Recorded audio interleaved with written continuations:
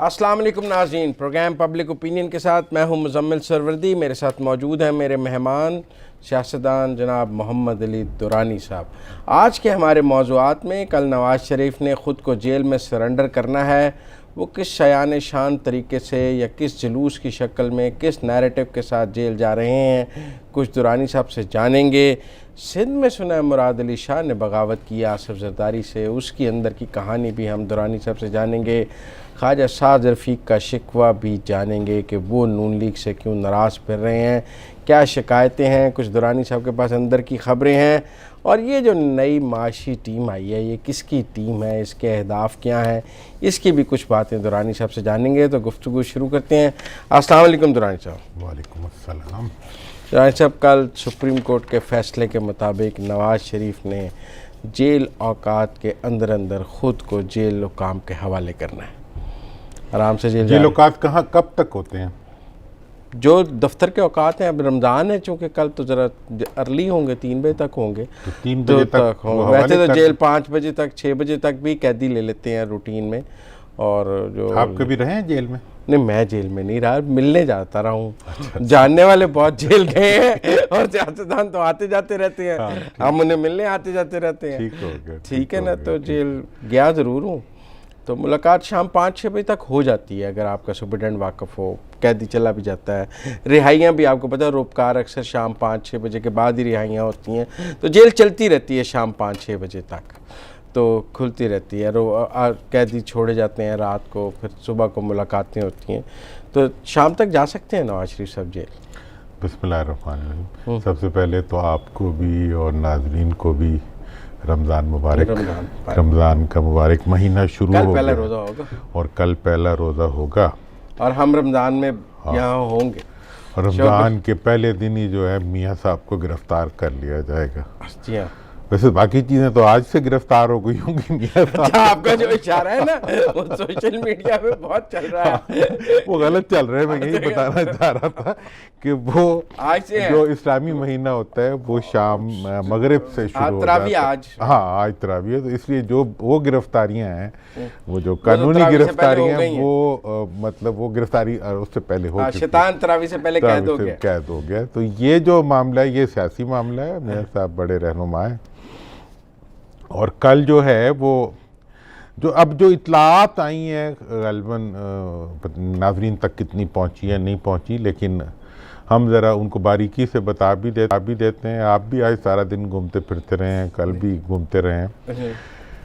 तो मतलब ये है कि जितने MPAs और MNAs हैं पंजाब के, सारों को बहुत ही ज़्यादा प्रोएक्टिवली अप्रोच किया गया है। हर MPA और MNA को 50,000 रुपये सरकारी से मुराद है पार्टी का ऑफिशियल डोनेशन का नोटिस जारी हो चुका है कि वो जो है वो डायरेक्ट MP हैं, हाँ, 80 MNA और हैं, डायरेक्ट जो है वो रायविंड पहुंचाए जाएं पैसे सारे। अच्छा, ठीक है जी। दूसरी ये भी है कि जी हर जो MPA है और हर MNA जो है उसने लोग लेके आने हैं 5,000 और 10,000। ठीक है ना जी। और बिलखसूस जो लाहौर के MNAs और MPAs हैं लाहौर डिवीज़न के, तो उनके तो वही है 2,000 और 5,000, 2,000 MPA और 5,000 MNA को। तो इस लिहाज से अगर देखा जाए तो मतलब लाखों का मजमा जो है वो मुतवक्के है। और इसमें टिकट होल्डर्स जो हाँ, उनको भी कहा गया है कि वो भी लोगों को लेके आए, चाहे वो इलेक्शन हार गए। और जाती उम्रा से लेकर जेल तक जो है 10 कैंप्स बनाए गए हैं जहाँ पे अवाम के लिए अफ्तारियों का और अफ्तारियाँ भी दी जा रही हैं, मशरूबात का इंतज़ाम होगा। और इसमें जो मतलब जो इम्पॉर्टेंट चीज़ है वो ये है कि इस सारी जो एक्टिविटी है इसको जो future leadership of the N है वो इसको वो कर रही है, कंट्रोल कर रही है। शहबाज साहब लंदन से कंट्रोल कर रहे हैं। शहबाज साहब लंदन में आराम कर रहे हैं। उनका तो ट्वीट भी आया ना आज। अच्छा, हाँ, रमज़ान की आमद पे। तो वो तो लग रहा है किसी आलिम दीन का और किसी मुफक्कर पाकिस्तान का ट्वीट है, जबकि नून वालों के ट्वीट जो है सारे, जिन्हें वो इंस्ट्रक्ट भी किया गया है, वो मियाँ साहब के रेफरेंस से उनको ज़ारों को वो किया गया। तो अगर हकीकत जाने तो वो जो हमने हमेशा से इस डिस्कशन को तो रखा है कि नून PMLN और PMLS, अब जो है PMLS तो हो गई है ग्राउंड, ठीक है, और PML नून जो है फ्लाई करे, वो फ्लाई कर रही है। मतलब ये है कि फ्यूचर लीडरशिप से आपका क्या मुराद थी? मरियम बीबी जो है वो बहुत वो एक्टिव है और बहुत ज़्यादा ट्वीट्स उन्होंने देखे जी। उनको शहबाज साहब ने खामोश करवाया था, अब शहबाज साहब जो है वो मुल्क से बाहर चले गए हैं।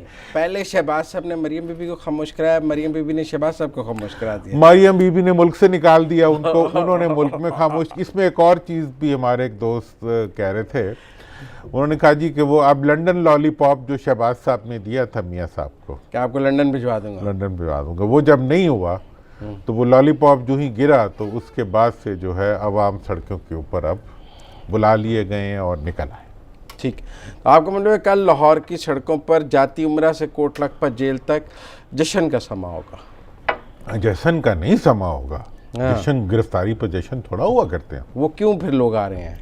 मतलब बड़े शानो शौकत से ये हवाले करने जाएंगे ना देखें जेल जी, से। ये जो है ये बताने की ऐलान है कि अगर हमें पकड़ोगे तो हम तुम्हें रगड़ेंगे।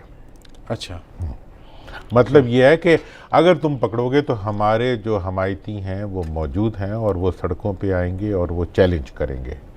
ये अब देखना है कि वो किसको दहशतगर्द डिक्लेयर करते हैं। मजमा जो है, मजमा, हाँ, अच्छा जी। अब जो है मतलब ये है कि वो मियाँ साहब की गिरफ्तारी का जिम्मेदार किसे कहते हैं? हाँ, नैरेटिव क्या है? हाँ, ये अब कल ही खलाई सामने मखलूक तो नहीं है अपना नैरेटिव। देखें जी, खलाई मखलूक भी नहीं है या है। अच्छा जी, अदालतों को अगर वो क्रिटिसाइज़ करना चाहेंगे तो अदालतें उनके फेवर में भी फैसले देती हैं, उनके अगेंस्ट भी देती हैं। अगर और किसी मखलूक को बनाने की कोशिश करेंगे तो वो भी एक बहुत आपको बड़ा लगता है सवाल। GT रोड जो मुझे क्यों निकाला था उसी को रिपीट करने जा रहे हैं नवाज शरीफ? मेरा ख्याल ये है कि देखिए इसकी दो इसकी वो हो सकती हैं तौजीहात, एक्सप्लेनेशंस। पहली तो ये है कि जनाब वो ये कह रहे हैं कि जी हमारे सेफ पॉलिटिकल पैसेज आपने हमेशा वादा किया था या जो हम एक्सपेक्ट कर रहे थे वो हमें दिया जाए, उसके लिए प्रेशर डाल रहे हैं। उसके लिए प्रेशर डाल रहे हैं। और ये तरीका जो है, अल्लाह मगफरत करे बेगम साहबा ने, जब मियाँ साहब अंदर थे, कुलसूम नवाज साहब ने, उन्होंने अख्तियार किया था जब वो गाड़ी में निकली थी लाहौर से और या नहर पे उनकी गाड़ी क्रेन से उठा ली गई थी और बाकी चीज़ें हुई थी। उसके नतीजे में मियाँ साहब का जहाज़ यहाँ से उड़ गया था, बमा सामान के, बर्तनों के, हर चीज़ के साथ उधर चला गया था, जिसमें कितने सूटकेस थे। कितने सूटकेस थे। एक तो इससे इसका ये लिया जा सकता है। और दूसरा ये है कि ये ऐलान जंग है। ऐलान जंग, हाँ, कि ऐलान जंग ये है कि जनाब पहले हम मियाँ साहब का और इनका नैरेटिव ये था कि इस हुकूमत को ना छेड़ो, ये हुकूमत जो है ये अपनी कारकर्दगी के वजन पे गिरेगी। ठीक है जी।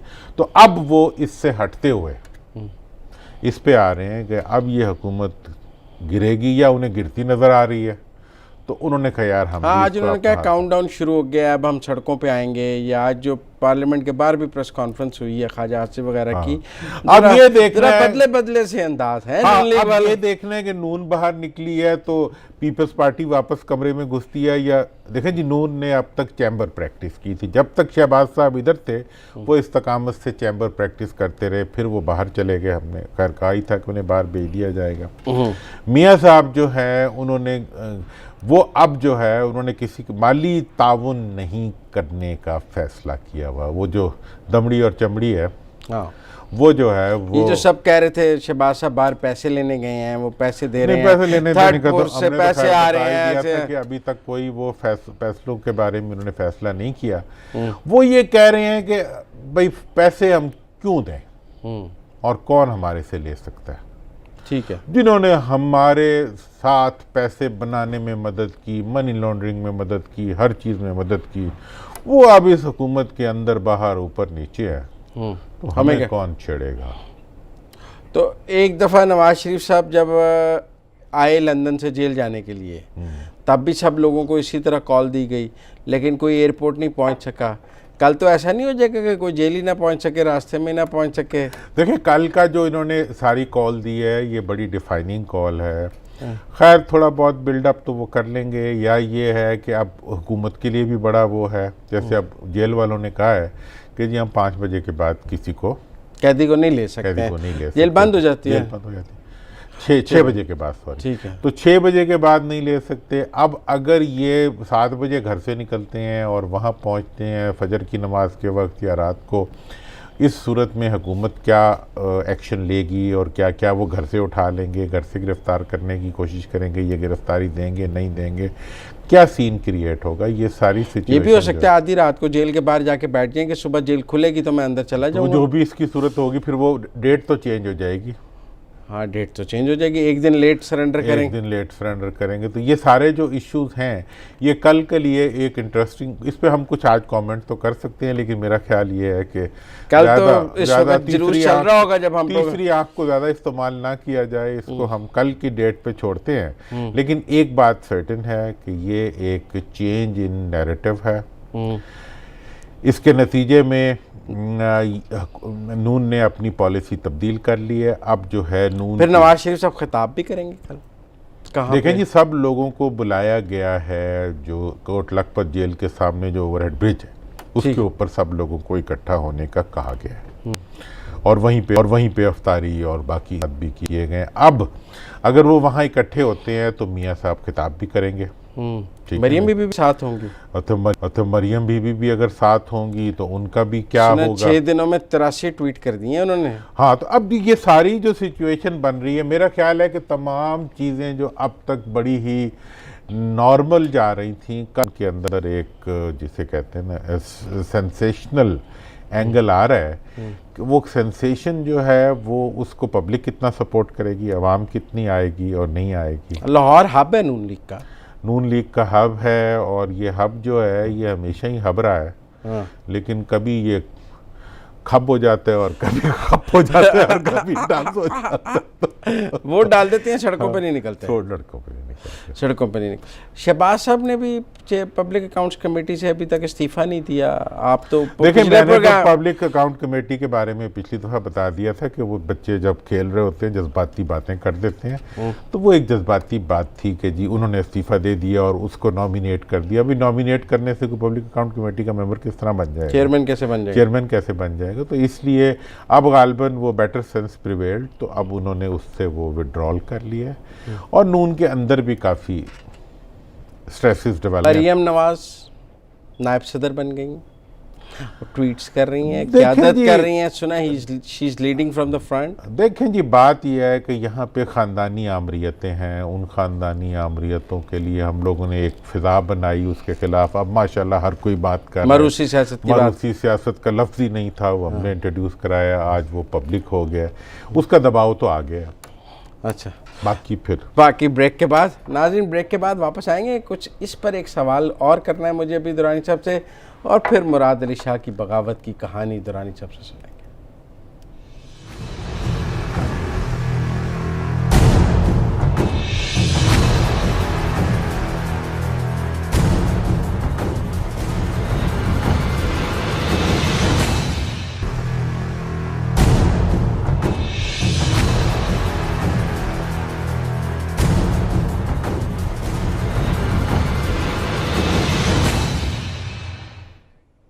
ब्रेक के बाद खुश आमदेद नाज़रीन। दुरानी साहब, आजकल ना हमारी सियासत में क्रिकेट की बड़ी इस्तिलाह यूज़ हो रही है, क्योंकि खान साहब ने शुरू कर दी। अब वो ये कह रहे हैं कि 10 ओवर हो गए हैं, 50 ओवरों का मैच होता है 5 साल, तो 10 ओवर हो गए हैं, 10 माह गुजर गए हैं, 2 स्कोर हैं खान साहब के और उनके 4 खिलाड़ी आउट हो गए। 2 कौन सा स्कोर है? मतलब उनका मतलब कारकर्दगी नील है ना। तो 2 कैसे दे दिए? आप तो कहें जी कोई स्कोर दिया है, तो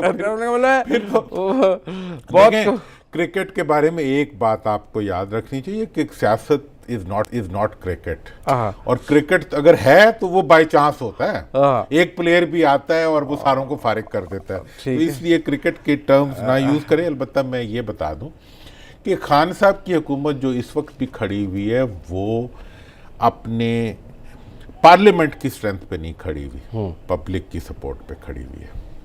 अच्छा, हाँ, चूँकि खान साहब हमेशा इस चीज़ के लिए तैयार हैं कि अगर आप तुम गड़बड़ करोगे तो मैं असेंबली फारिग कर दूंगा। और मैं अब अगर मियाँ साहब को ये महसूस हो गया कि पब्लिक के अंदर इनकी विकेट डाउन हो गई है, पार्लियामेंट के अंदर विकेट डाउन होना मींस नथिंग। अगर पब्लिक विकेट डाउन होती हुई नजर आई तो वो जरूर। ये महंगाई शंगाई से आपको नजर आ रही है विकेट डाउन होती? मैं अभी क्योंकि सियासतदान का तो आवाम के नफ्स पे हाथ होता है। महंगाई की वजह से, इन चीज़ों की वजह से बहुत मनफी असरात मरतब हुए हैं। अब आइंदा ये जो नई टीम आई है ये क्या कारगुजारी, इस पर आगे बात करते हैं। इस टीम के हवाले से ये मुराद अली शाह साहब ने सुना है आसिफ जरदारी साहब से बगावत कर दी है, क्या हो गया? देखें, ये बहुत ही एक एक्सक्लूसिव अंदर की खबर है जो अंदर के ही उनके एक दोस्त ने हमें आपको दी है, मुझे नहीं दी। आपको नहीं दी, मुझे दी है। और उसके अंदर ये है जनाब कि जरदारी साहब ने एक दिन मोबाइल फ़ोन पे सीएम सिंध को फ़ोन किया। अच्छा। उन्होंने नहीं उठाया। सीएम सिंध ने जरदारी साहब का फ़ोन नहीं उठाया बकौल रावी के हाँ। जो वहाँ बकौल उसके वो मौजूद था, दरोग पर गर्दने रावी, ठीक है ना जी।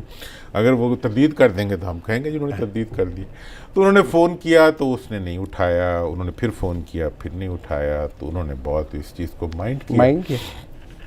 अगले दिन फिर उन्होंने ऑपरेटर के ज़रिए मिलाया। जरदारी साहब ने या मुराद अली शाह ने? जरदारी साहब। अच्छा, जरदारी साहब ने।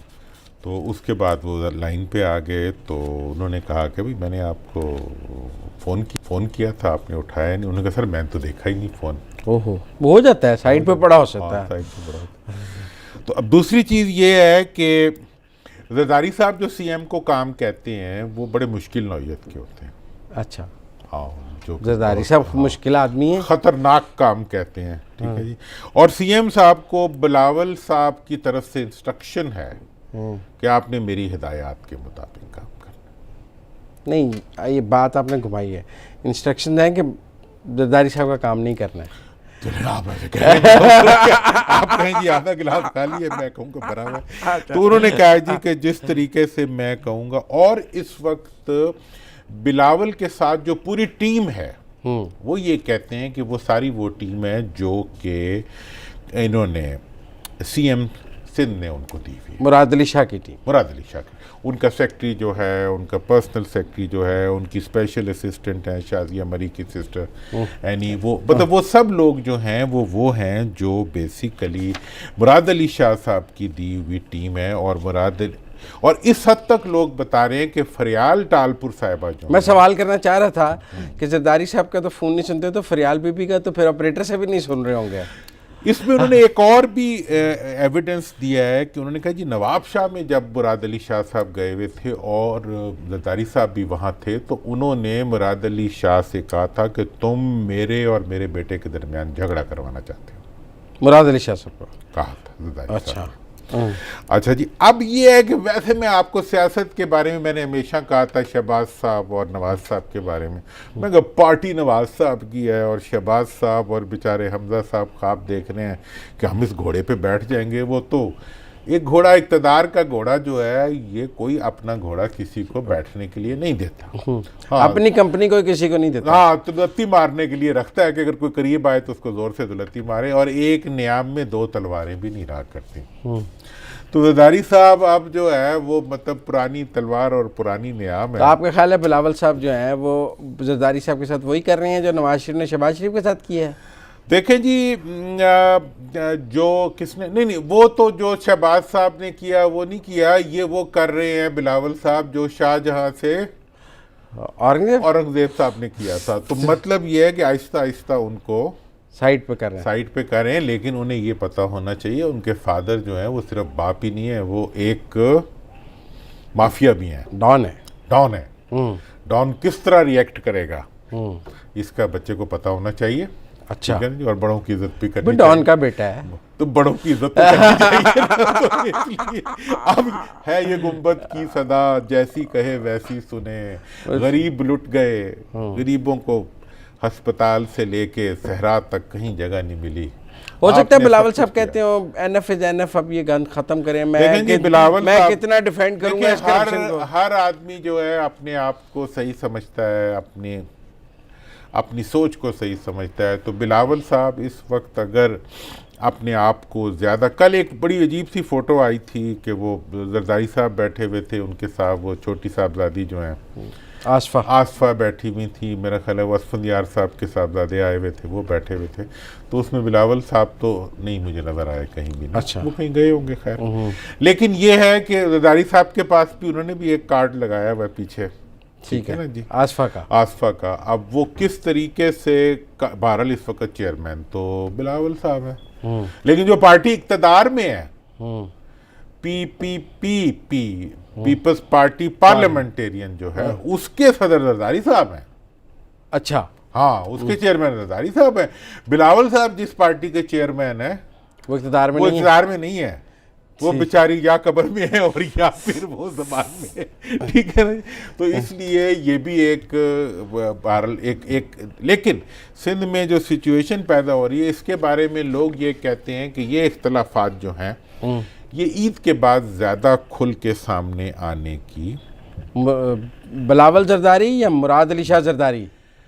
मुराद अली शाह जरदारी बिलावल तीनों की एक इस वक्त। क्या जरदारी साहब मुराद अली शाह को हटाने की पोजीशन में हैं? देखें, इस सिलसिले में नासिर शाह साहब जो थे उनको कोई हिंट किया गया, फिर कुछ और लोगों ने भी राब्ता किया। उन्होंने कहा जी ये सिंध की जो चीफ मिनिस्टरशिप है वो सिर्फ सैयदों के लिए तो नहीं है, और भी कौमें यहाँ रहती हैं।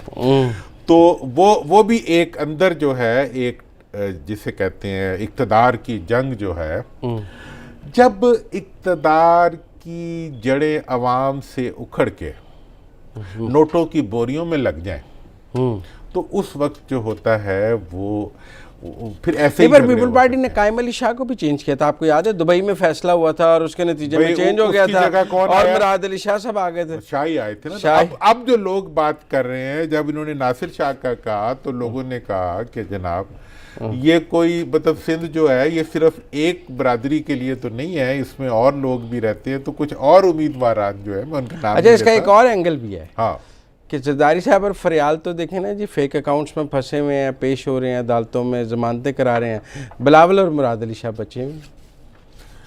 देखें जी, मुराद अली शाह साहब पे भी कुछ केसेस हैं और जरदारी लेकिन साहब में पेशा भी इन्होंने बेल शेल नहीं कराई है, उनका नाम ईसीएल में भी नहीं है। जरदारी साहब की बड़ी एक्सपर्टीज है अदालत के जरिए अपने नापसंदीदा उम्मीदवारों को डिस्पोज ऑफ करने की।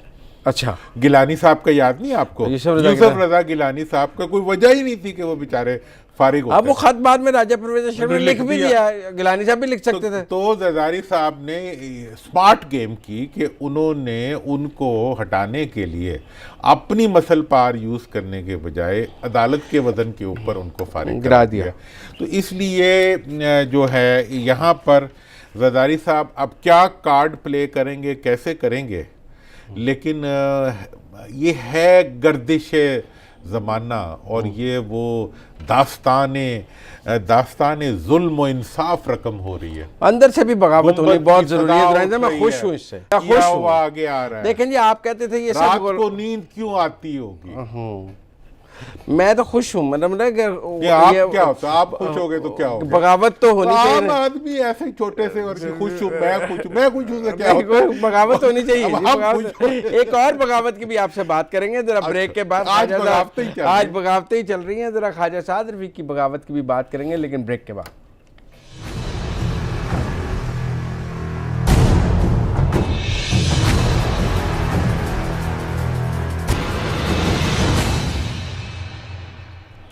ब्रेक के बाद खुश आमदीद नाज़रीन। आपने मुराद अली शाह की बगावत सुनाई, सुना है कुछ साद रफीक साहब भी नाराज़ हैं। उनकी क्या नाराज़गी है? ख्वाजा साद रफीक साहब जो हैं वो हमारे दोस्त हैं, बड़े मतलब एक कोहना मुश्क सियासतदान हैं, बचपन से उन्होंने सियासत की है और वो कहते हैं जी मेरे से अब मज़ीद ग़ुलामी बर्दाश्त नहीं होती। अच्छा, किसकी? हुक्मरान खानदान की। अच्छा, ठीक है जी। गिला क्या है, शिकवा क्या है? जी देखें, मेरा गिला जो है एक लंबी दास्तान है और बड़ी जायज़ उनके नुकात हैं वैसे। अच्छा, हाँ, उन्होंने कहा जी देखें, जब वजीर रहे हैं, जब मियाँ नवाज शरीफ साहब की हुकूमत सुनी, खाकान अब्बासी साहब वज़ीर आज़म बन गए, सारे अपग्रेड हो गए। मैंने कहा मुझे रेलवे में रहने का शौक़ नहीं है, मुझे किसी अच्छे महकमे में मज़ीद ऊपर प्रमोट कर दें। मुझे नहीं किया गया, बाकी सबको कर दिया गया। हाँ, ख्वाजा से फॉरेन मिनिस्टर बन गए, एहसन इकबाल इंटीरियर मिनिस्टर, एक सीवी बन रहा होता है तो मरियम औरंगजेब भी आगे मुझे मालगाड़ी के ऊपर चढ़ा दिया और बाकी सारे जो थे जहाज में बैठ के चले गए। चलो फिर भी हुआ, उसके बावजूद मैंने इलेक्शन लड़े, मैं MPA बना तो मैंने कहा जी मुझे पंजाब असेंबली में अपोजिशन लीडर ही बना दें। वो नहीं बनाया, वो हमजा मियां बन गए। उसके बाद मैंने कहा जी मुझे पार्लिमानी लीडर ही बना दें, मुझे पार्लिमानी लीडर भी नहीं बनाया। और फिर मुझे कहा जी तुम दोबारा ट्रक की बत्ती के पीछे इलेक्शन लड़ो MNA का, वो भी किसके सामने, माई अख्तर। हाँ, एक पैसे के ट्रक के सामने। कहती मैंने फिर लड़ा, उसके बाद मैं जीत गया। फिर मैंने कहा चलो जी मुझे PAC का मेंबर ही बना दो, वो भी शहबाज वो साहब क्यों? ने नहीं अच्छा, बनाया। गिरफ्तारी की वजह से प्रोटेक्शन ऑर्डर्स। अच्छा जी, शहबाज साहब से और नवाज शरीफ साहब दोनों से उन्होंने दरख्वास्त की, लेकिन किसी ने उनकी नहीं सुनी। ठीक है, मरियम बीबी से भी कहते हैं मैंने दरख्वास्त की, उन्होंने। उसके बाद उन्होंने कहा चलो और कुछ नहीं तो मुझे चलो शेख रशीद की कमेटी में ही डाल दो या उसका चेयरमैन बना दो, रेलवे की स्टैंडिंग कमेटी का ना। अच्छा। क्योंकि वो चेयरमैनशिप नून के पास आई थी। उन्होंने वो भी नहीं बनाया भाई, उसके बजाय मुझे साइंस एंड टेक्नोलॉजी में डाल दिया गया, जैसे बेचारे उसको डाला है अभी फवाद चौधरी को डाला, वो भी नाराज फिर रहा है। कल से जो है ना उन्होंने जबारकों में डाल उन्होंने कहा जी फिर ये हो गया जी। अब उसके बाद अब मेरे साथ ये हुआ है कि 30 नायब सदूर बनाए हैं, उसमें से 30वें नंबर पे मुझे रख दिया। मुझे अगर बनाना था मुझे सेक्रेटरी जनरल बनाते मरकजी, मुझे बनाना था मुझे पंजाब का सदर बनाते, लिहाजा मैं ओहदा नहीं लूंगा। नायब सदर भी नहीं बनेंगे? नहीं, आम कारकुन। अब इसके बारे में फिर एक बड़ा आज इंटरेस्टिंग एक तबसरा हमारे दोस्त ने किया, बाहर से उनका फ़ोन आया था। मैंने कहा वही हमारे उनका दोस्त का से बात हुई है तो वो तो नाराज़ हैं सब ना, साद रफीक साहब। उनका देखो वो कोई आखिरी फैसला करने से पहले कल बंदे ज़रूर गिनेंगे कितने आए। अच्छा। कल तो मरियम नवाज जुलूस की क़यादत कर रही हैं। हाँ, सुने वो मियाँ साहब की गाड़ी में मौजूद होंगी। मतलब ये है कि ये अब कल से पहली रमज़ान की इफ्तारी से, मतलब दूसरे रमज़ान के शुरू होने से, असल में ये दूसरा रमज़ान है, ज़रा सही हो जाए। मतलब ये अच्छा, अब ख्वाजा साहब की ये भी जायज़ बात है, वो कहते हैं मैं ही नहीं मेरा भाई भी जेल में है, मेरा पूरा ख़ानदान जेल में है, और फिर भी जो है मेरे साथ ये सलूक किया जा रहा है। एक शरीफ फैमिली जेल में है, एक रफीक फैमिली जेल में है, लेकिन रफीक फैमिली बेचारी गरीब फैमिली है। अच्छा। और वो हुक्मरान फैमिली है। अच्छा। तो दोबारा लेकिन ये है कि अब एक बात ये हकीकत है कि मरियम बीबी जो है वो अब निकल आई है मैदान में। नहीं तो साद रफीक करेंगे क्या? साद रफीक साहब ये करेंगे कि वो कहते हैं और उनका ये ख्याल है कि वो मुस्लिम लीग के अंदर रहेंगे। अच्छा, छोड़ेंगे नहीं? नहीं, मुस्लिम लीग की तरह इस्तीफा नहीं दे देंगे? नहीं, वो कहते हैं जी मैं पार्टी में रहूंगा। हाँ। और पार्टी की अक्सरियत जो है वो मेरे साथ होगी। अब ये बड़ी नाज़रीन एक दिलचस्प डेवलपमेंट है कि एक बिल्कुल ज़मीन से उठा हुआ वर्कर जिसने PMLN के लिए बड़ी कुर्बानियाँ दी हैं, जिसके ख़ानदान की बहुत कुर्बानी है और जिसने हमेशा नवाज़ फैमिली का बड़ा साथ दिया है, वो इस वक्त दिल गिरफ्ता होके और दिल शिकस्ता होके और मुसलसल नाइंसाफ़ियों से, मैं इसीलिए कहता हूँ, और आप तो खैर बहुत उसको गौर से सुनते हैं, बाकी लोग भी मैं सुनते नहीं, नहीं, आपसे मैं गिरा तो हो ही नहीं सकता ना आपसे। वो ये है कि जनाब ये जो ख़ानदानी आमरीतें हैं ये जमहूरियत नहीं है। अच्छा। ये जमहूरियत की नफ़ी है ये पार्ट। अच्छा, अब थोड़ा सा एक बात लोग ये भी बाज़-औक़ात कहते हैं यार बड़ी रिपीट कर दो गल। हाँ। मैंने कहा आज रिपीट करते हैं तो कल उसका फ़ायदा ये होता है कि उसका फ़ायदा आवाम तक पहुंचना शुरू कर दे, वरना आज मरियम ने बन जाना थी जनाब सीनियर वाइस प्रेसिडेंट, तो वो चलो बेचारी को नायब सदर बना दिया। अब ये भी बात आ रही है कि जनाब वो बन सकती है नहीं बन सकती, उसको शायद चाहूँ साहब ने सवाल उठाया और उन्होंने कहा हम अदालत से भी रुजू करेंगे। मेरा ख्याल है कि अदालत का केस ये गालिबन थोड़ा सा वो कमज़ोर है।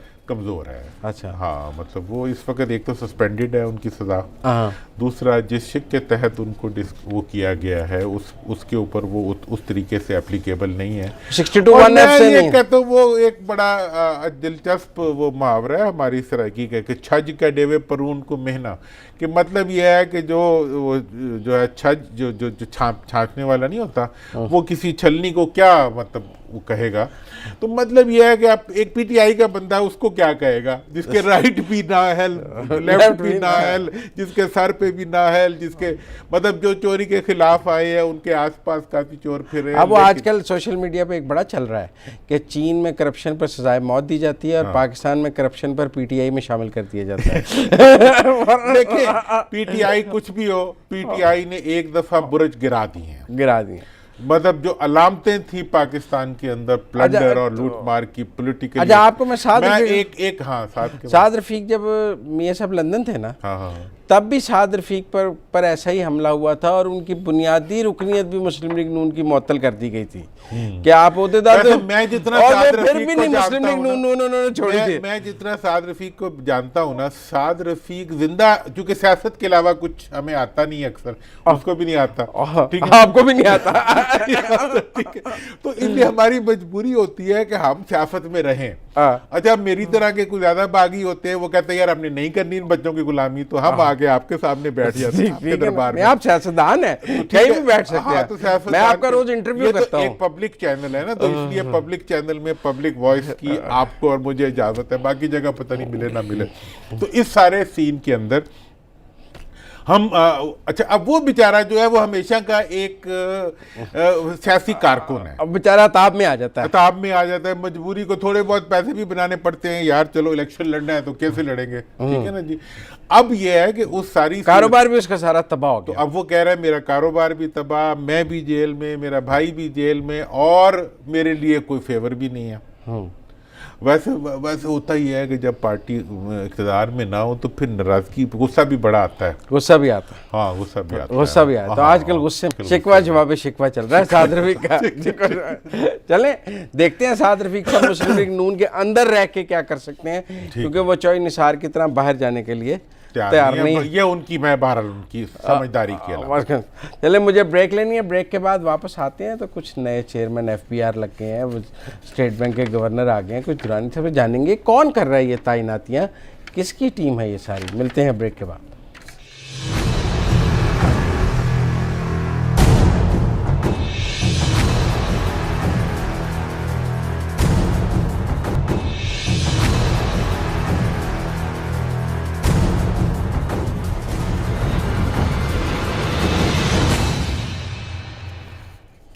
ब्रेक के बाद खुशामदीद नाज़रीन। दुरानी साहब FBR के नए चेयरमैन लग गए हैं, शब्बर जैदी साहब स्टेट बैंक के नए गवर्नर लग गए हैं। हमारा शो नहीं था ना वीकेंड पे, तो आपसे बात नहीं हो सकी, लोग कमेंट कर चुके हैं। एक बात किसी को समझ नहीं आ रही, ये अपॉइंटमेंट्स कहाँ से हो रही हैं, कौन करवा रहा है, ये नाम कौन इमरान खान को तजवीज़ कर रहा है? देखें जी, एक तो ये बात समझ लेनी चाहिए कि ये जो नई टीम आई है फाइनेंशियल की, जो ये उनकी प्लेसमेंट्स हैं सारी। किन की नई टीम जो आई है फाइनेंस की? हफीज शेख साहब समेत, ठीक है ना? नहीं, पर कौन ला रहा है इन सबको? के अंदर के जो हल्के हैं वो तो कहते हैं कि ये पूरी टीम जो है ये इनफैक्ट जहांगीर तरीन साहब की टीम है, जो फाइनेंशियल मैनेजमेंट के लिए उनकी लीडरशिप में मूव कर रही है। अच्छा, इसका मतलब आप ये कह रहे हैं कि जो PTI को माशी महाज पर शिकस्त हो रही थी, उस महाज की कप्तानी जो है वो इमरान खान ने जहांगीर तरीन को दे दी है, और वो आगे उन्होंने एक टीम बनाई है जो अब ये माशी जंग लड़ेगी। तो इसका मतलब और दूसरा इसके बारे में नैरेटिव ये इस्टेब्लिश किया जा रहा है जो पीपल्स पार्टी के, जी ये IMF की टीम है और IMF से आई है। वो ये अशयारी तो पाकिस्तानी है सारे ही जो IMF से आए हैं। किसी ने कहा गूगल का हेड इंडियन बन जाए तो प्राइड की बात है, हमारा IMF में चला जाए तो प्राइड की बात नहीं। मेरे ख्याल ये टीम जो है ये बेसिकली जहांगीर तरीन साहब की टीम है। तो इसकी कामयाबी नाकामी का जिम्मेदार जहांगीर तरीन हो?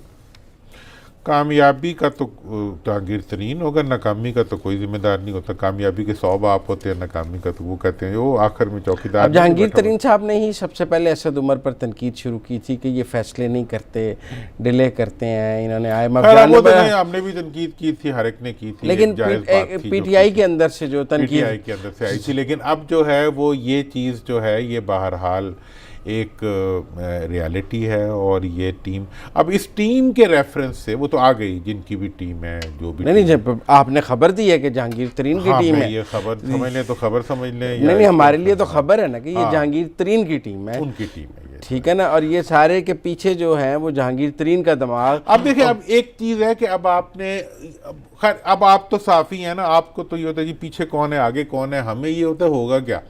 हाँ, ये भी ठीक है, लेकिन ये भी कौन है हर बंदा जानना चाहता है। मैं तो कौन ला रहा है इनको। ये देखें, अवाम को बेखबर रखा जाता है, हम बाखबर करना चाहते हैं। अब ये है कि ये टीम है क्या, ठीक है ना। देखें जी, जो शबर साहब हैं उनका एक बड़ा लगा बंधा कॉन्सेप्ट है। क्या? वो कहते हैं करप्शन इशू नहीं है मुआशरे का। अच्छा, ठीक है ना जी। इशू जो है वो टैक्स कलेक्शन है। बेसिक बात है वैसे। ठीक है ना जी। वो ये कहते हैं कि जो कहते हैं चोरी चोरी छड़ो। अब ये टीम जो है, ये जो कॉन्सेप्ट है, ये इमरान खान साहब के कॉन्सेप्ट से यू टर्न भी नहीं है, बल्कि यू टर्न से डब्ल्यू टर्न। ठीक है। आज के इमरान खान साहब ने कहा है कि यहाँ 4 ट्रिलियन टैक्स इकट्ठा करना कोई बड़ी बात नहीं है। यार मुझे लगता है आप जो कह रहे हैं फिर शबरजादी साहब की ब्रीफिंग हो गई है। मतलब ये है, हाँ मतलब अच्छा, अब होता ये है कि पाकिस्तान के मैं चूंकि लूट का माल वापस लाने के लिए प्लंडर, मेरा एक थीसिस है। मेरा थीसिस ये है कि पॉलिटिकली एक्सपोज पर्सन्स, इन्हें पेप के नाम से इंट्रोड्यूस किया जाता है, उसके लिए दुनिया के अंदर कहीं भी कोई गुंजाइश नहीं है कि वो लूटमार करे।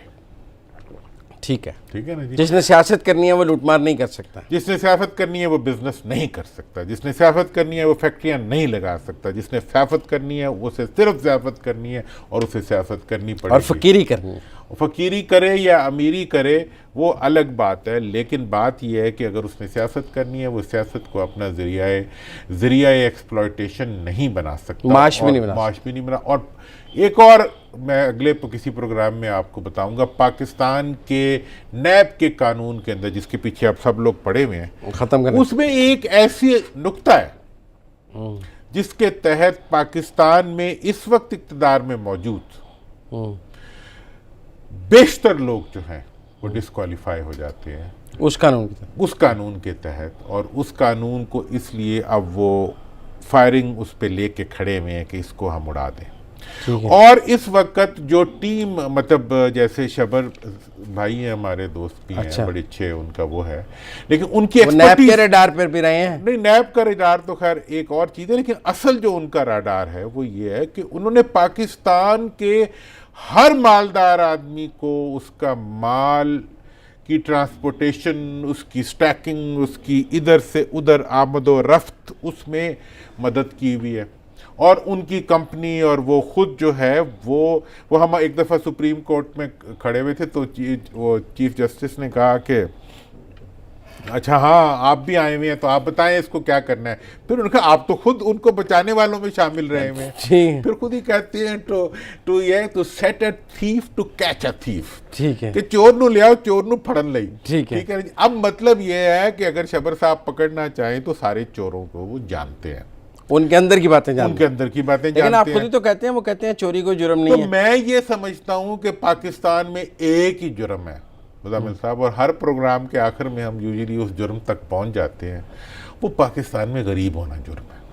ठीक है, अगर आप 4 करोड़ रुपए फीस नहीं दे सकते तो बड़े गधे हैं आप। हाँ। अगर आप किसी बड़े से बड़े वकील को, बड़े नाम वाले नामी ग्रामी को, टीवी चैनलों पे बैठ के अक्ल व दानिश व फहम व फरासत की बातें करने वाले वकील को हायर नहीं कर सकते तो आप बेवकूफ़ हैं और आप चोर भी हैं। तो मतलब ये है कि जनाबे वाला अब जो है, अब जो कुछ होगा वो इस मुल्क के अवाम के साथ होगा, मालदार को अमान होगा, बावकार, बावफा, बाकिरदार। बार आपसे मुलाकात होगी। नाज़रीन, आज तक के लिए इतना ही। कल जब हम मिलेंगे तो नवाज शरीफ जेल जा चुके होंगे या जेल के रास्ते में होंगे। इसी के साथ इजाज़त दीजिए। अल्लाह हाफ़िज़।